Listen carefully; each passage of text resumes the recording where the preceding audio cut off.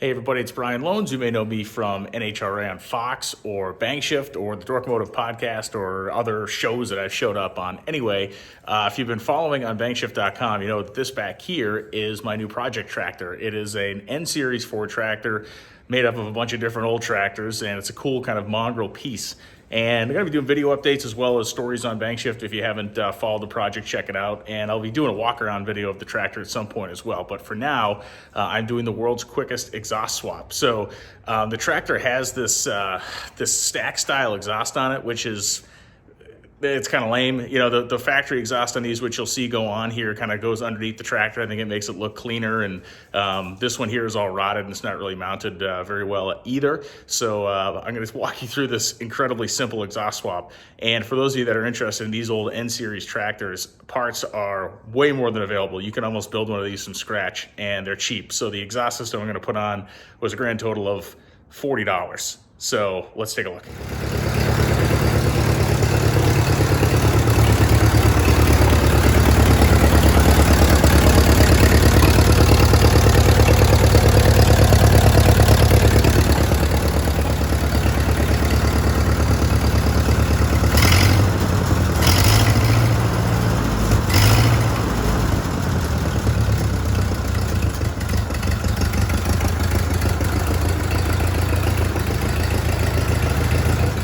The stack style system that's coming off it right now. I've not actually ever seen one of these tractors with a stack, and I'm not sure if this was an aftermarket piece or somebody just had it bent up in a muffler shop or something. But either way, you can see it. It's junk. It's all rotted and everything. There's a big hole down here in the bottom. As you can probably see, it's blown out down there. It's mounted very simply. There is one of the head nuts, or one of the head studs had a nut on it here that's holding this little piece of steel strapping on it. It's around the muffler clamp. And then there's this collar clamp right here to remove. Once I remove those, this thing should pop right off. So I just busted the nuts loose with a ratchet and just gonna back the two nuts out of here. This collar should come right off in two pieces. I didn't even actually have to order a new one of these because this guy's in pretty decent shape. Once we get the collar off, we can get a look at the improperly stacked exhaust, and then we'll take a look at our factory replacement piece. All right, so with everything disconnected, I should just be able to lift this guy almost straight out of here. And there we go. So this is what we're looking at here.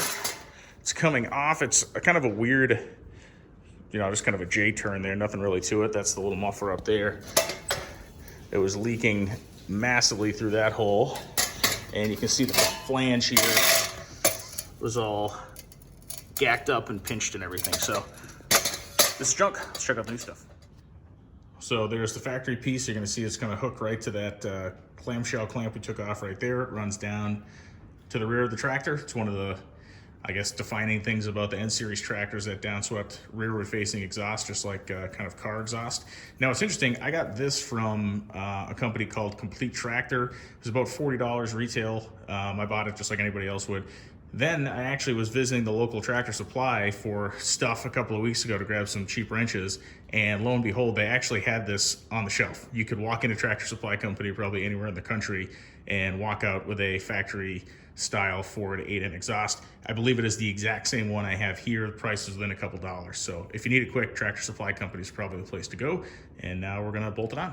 So doing this job by myself, rather than grab a second set of hands, I was able to just get a little tire on a cart here that really is the absolute perfect height. You can see how the exhaust runs straight off of this flange, right down underneath the seat. We'll run it up after here and get you an idea of how much different the sound is.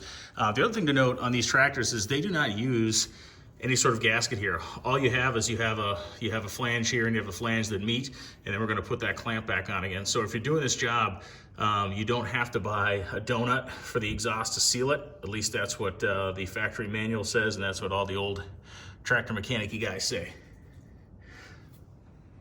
As straightforward as this job is, there actually are a couple things you can screw up on, and the first one here is maybe the biggest one is with the clamp. So there is a large bevel and a small bevel on this clamp.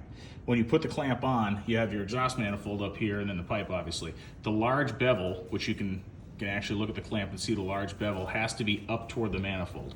And the way you'll know if you had it right is when you have the large clamp or the large bevel up, you can see how nicely that thing fits. If we were to do it upside down, you can see how it does not fit around the exhaust manifold properly. And if you try to tighten it like this, you're either gonna bust a clamp or pinch the manifold and probably break it because it's so old and brittle, or just generally be aggravated that you can't figure out what's wrong. So when you mock your clamp up, just make sure you're gonna get a nice full coverage on it. Otherwise you got the thing upside down.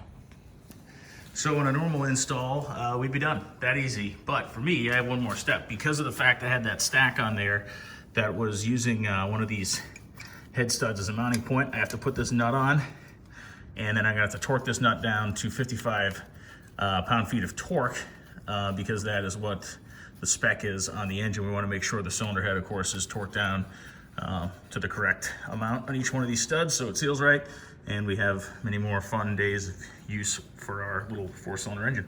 I'm gonna torque this down, we'll fire it up, and I'll show you the difference in sound from the rusty, leaky stack to our factory style.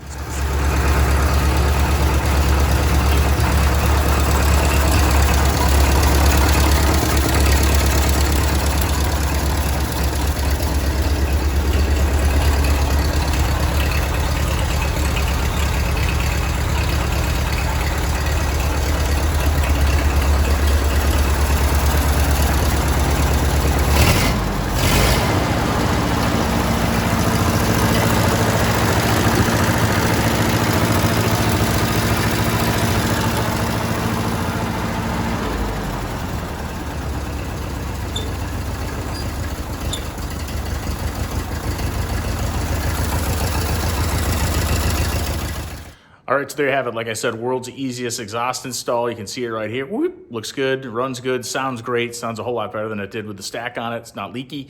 And one of many projects we have coming for this tractor, including a flathead V8 swap down the road. Getting the 4-cylinder running right, getting a lot of the details done over the next few weeks and months. You'll see a bunch more videos of things like us fixing up the electrical system, brakes, doing a brake job on the tractor because it has the typical axle seals that have leaked and soaked the brake drums and the shoes.